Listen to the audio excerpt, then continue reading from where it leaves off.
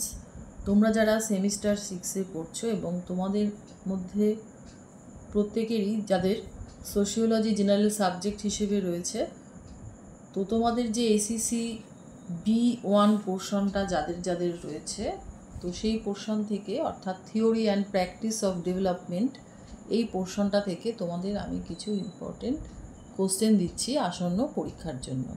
15 মার্কসের কোশ্চেনগুলো ফলো করো। নাম্বার 1, সামাজিক বিকাশ কাকে বলে? সামাজিক বিকাশের সূচকগুলি আলোচনা করো।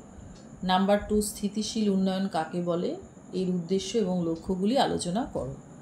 3, ডিজিটাল ইন্ডিয়া সম্পর্কে টিকা লেখো। 4, সামাজিক পরিষেবা কী? এর গুরুত্ব লেখো। 5, গ্রামীণ উন্নয়নে পঞ্চায়েতের ভূমিকা আলোচনা করো। 6, সামাজিক উন্নয়নে স্বনির্ভর গোষ্ঠী ও অসরকারি সংস্থাগুলির ভূমিকা লেখো। 7, লিঙ্গ ও উন্নয়ন ধারণাটি ব্যাখ্যা করো। 8, নিগমভিত্তিক সামাজিক দায়িত্ব সম্পর্কে টিকা লেখো। 9, সুশীল সমাজ সম্পর্কে একটি টিকা লেখো। 10, Mahatma Gandhi national rural employment guarantee act এর সম্পর্কে বিস্তারিত আলোচনা করো। তো এই হলো তোমাদের 15 মার্কসের কোশ্চেন।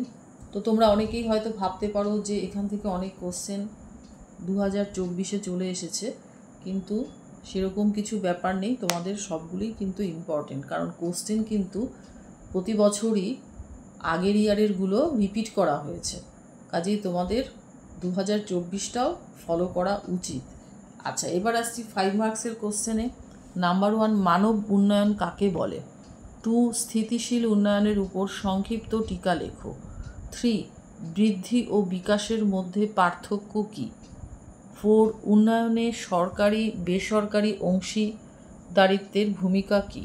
5, নগর সমাজ উন্নয়নে পৌরসভার ভূমিকা কী? 6, পঞ্চায়েত ও পৌরসভার মধ্যে পার্থক্য কী?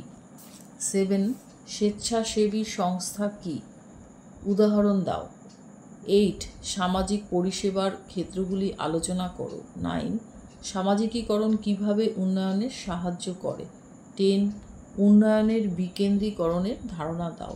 মোটামুটি যে কোশ্চেনগুলো তোমাদের দিয়েছি, অর্থাৎ 15 এবং 5 মার্কসের, এগুলো ভালো করে পড়বে, তোমাদের আশা করি কোনো রকম অসুবিধা হবে না।